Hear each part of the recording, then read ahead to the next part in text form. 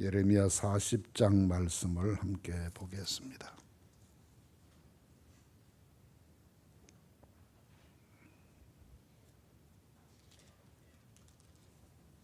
교독하겠습니다. 사령관 느부사라단이 예루살렘과 유다의 포로를 바벨론으로 옮기는 중에 예레미야도 잡혀 사슬로 결박되어 가다가 라마에서 풀려난 후에 말씀이 여호와께로부터 예레미야에게 임하니라.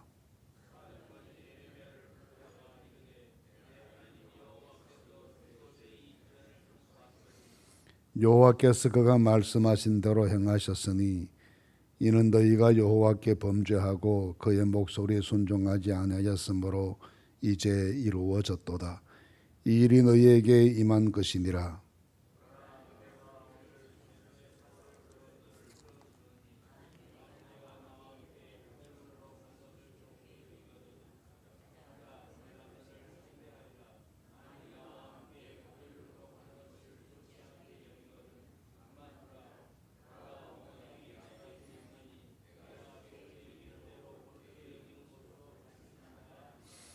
예레미야가 아직 돌이키기 전에 그가 다시 이르되 너는 바벨론의 왕인 유다 성읍들을 맞도록 세운 사반의 손자 아히감의 아들 그다랴에게로 돌아가서 그와 함께 백성 가운데 살거나 네가 옳게 여기는 곳으로 가거나 할지니라 하고 그 사령관이 그에게 양식과 선물을 주어 보내매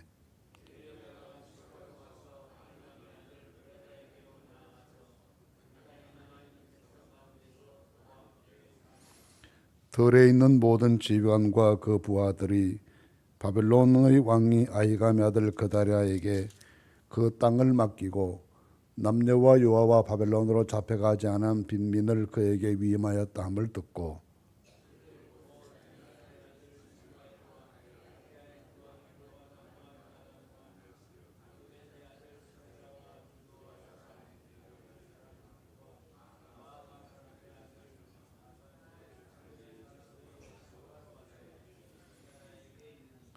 사반의 손자 아히감의 아들 그다랴가 그들과 그들의 사람들에게 맹세하여 이르되 너희는 갈대아 사람을 섬기기를 두려워하지 말고 이 땅에 살면서 바벨론의 왕을 섬기라.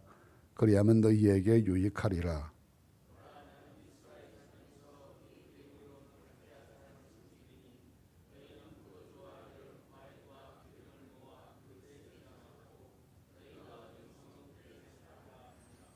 모압과 암몬 자손 중과 에돔과 모든 지방에 있는 유다 사람도 바벨론의 왕이 유다의 사람을 남겨둔 것과 사반의 손자 아히감의 아들 그다랴를 그들을 위해 세웠다 함을 듣고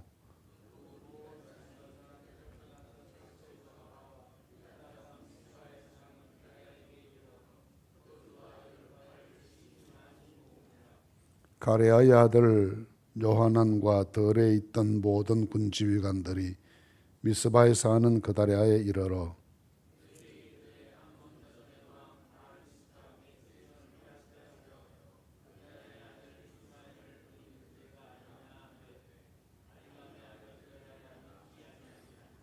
가레의 아들 요하난이 미스바에서 그다랴에게 비밀이 마여 이르되 청하노니 내가 가서 사람이 모르게 너다냐의 아들 이스마엘을 죽이게 하라.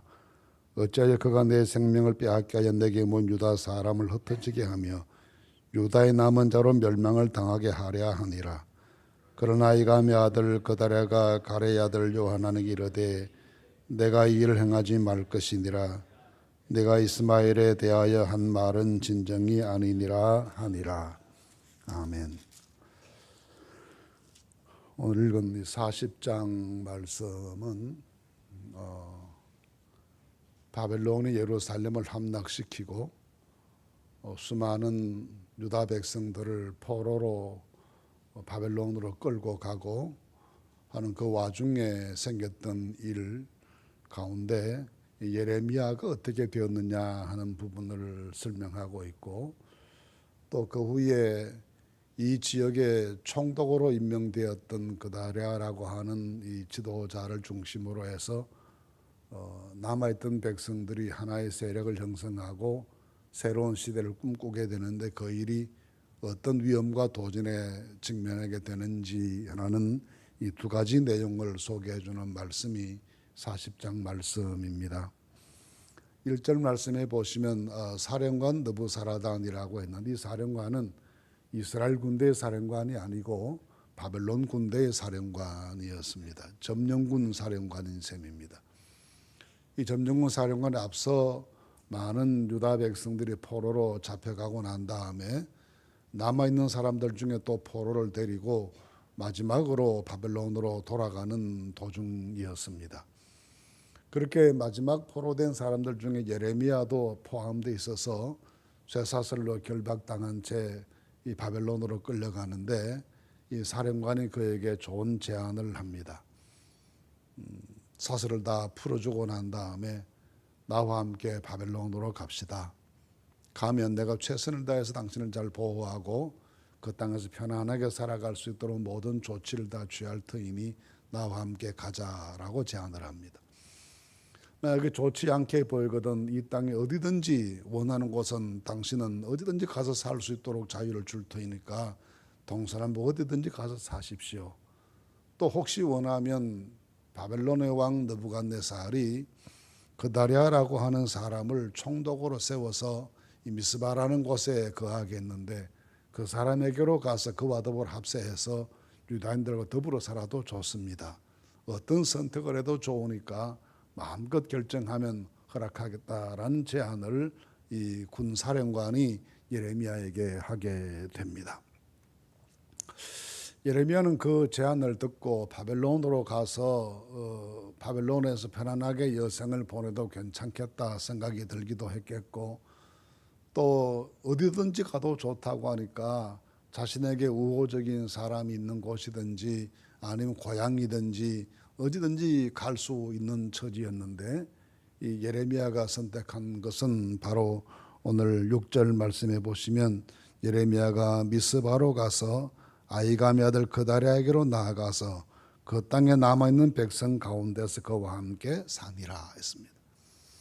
이 미스바라고 하는 것은 그다랴라고 하는 바벨론 왕으로부터 임명받은 그 땅을 임시로 지도하고 다스리는 일종의 총독과 같은 신분의 사람인데 그 사람이 이 미스바라는 곳에 임시로 행정수도를 정하고 여기를 중심으로 거주하면서 이스라엘 백성들을 모으기 시작했던 곳이 이 미스바였습니다.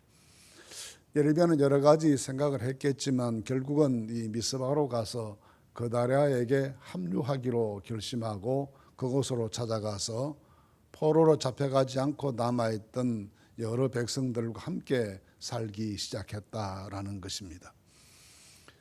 이런 예레미야의 선택을 보면 예레미야는 어디로 가서 사는 것이 자기에게 편안한 생활인가 더 좋은 선택인가를 고려하지 않고 내가 하나님께 부름받은 사명자로서 어디 가서 사는 것이 올바른 선택인가를 두고 고민하다가 백성들이 모여 사는 곳에 가서 조금이라도 도움이 된다면 그들을 돕고 섬기고 지도하고 그렇게 하면 살아야 되겠다 생각하고 그 백성 곁으로 가게 됩니다. 만약 바벨론으로 갔다고 하면 총 군사령관이 도와주고 보호해 주는 것이니까 얼마든지 자기의 노후를 평안하게 잘 보낼 수 있었지만 그 모든 것을 거절하고 그 땅에 남아서 정말 큰 고생을 면하지 못했던 남아있는 백성들과 동고동락하면서 어려운 삶의 길을 선택하게 됩니다. 히브리서 11장 말씀에 보시면 모세에 대해서 설명을 하면서 모세는 애굽의 궁중에서의 아주 멋진 생활을 포기하고 오히려 고난받는 자기 백성 이스라엘과 함께 고난당하는 길을 선택했다. 그것이 믿음의 결정이었다. 그렇게 모세를 소개합니다.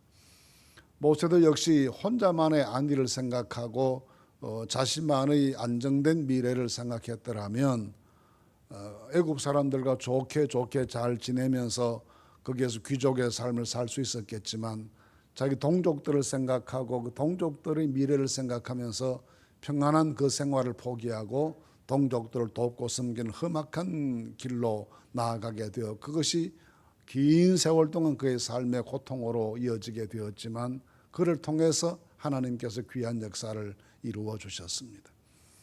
우리가 무엇을 결정할 때 항상 자기 유익을 중심으로 결정하지 말고 내게 주신 하나님의 부르심이 무엇이고 사명이 무엇인가를 염두에 두고 나는 어떻게 살아야 될지를 늘 결심하고 확정하는 것이 우리 믿음으로 살아가는 사람들에게는 늘 반드시 있어야 될 선택의 기준이다라고 보겠습니다.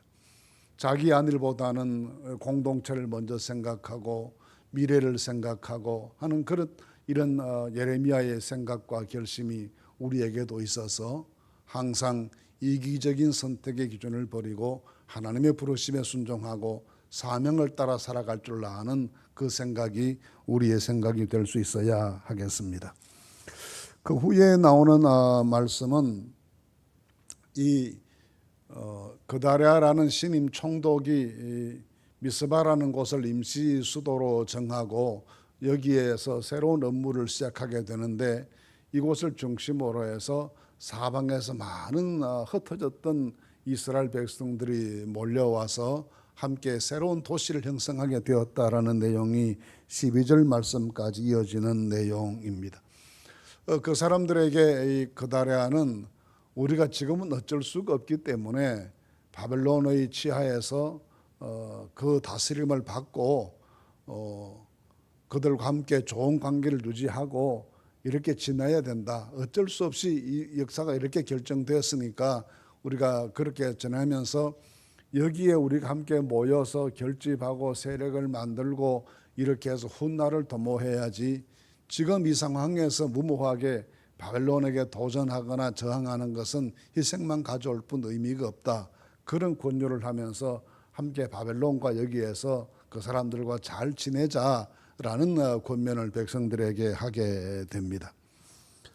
이런 권면을 하게 되는데 여기에 대해서 그 다음 절 13절 이하 말씀해 보시면 이스마엘이라는 사람의 이름이 등장하면서 역사가 꼬이기 시작합니다.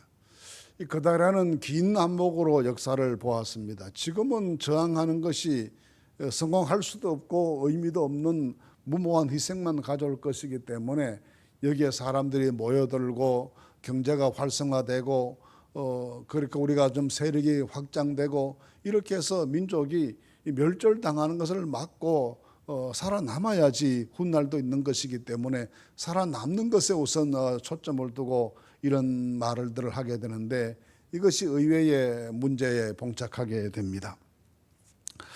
미스바에 사는 이 그다랴에게 요하난이라는 사람이 찾아옵니다. 찾아와서는 말이 어떤 정보를 제공해 주는데 암몬의 왕 바알리스가 이스마엘이라는 사람을 보내서 당신을 암살하려 합니다 라는 제보를 하는 겁니다. 원래 암몬의 왕은 반바벨론 동맹을 만들 때 앞장섰던 그런 인물이 이 암몬의 왕 바알리스였습니다. 그런데 이 그달랴라고 하는 총독이 반바벨론으로 가지 않고 오히려 바벨론에게 협력하는 듯한 자세를 보이게 되자 여기에 반감을 품고 이 그달랴를 제거해야 되겠다는 생각을 하고 이 이스마엘이라는 사람을 충동한 것이죠. 그런데 이스마엘이라는 사람은 원래가 왕족 출신이었습니다. 그러니까 얼마나 충동당하기가 좋았겠습니까?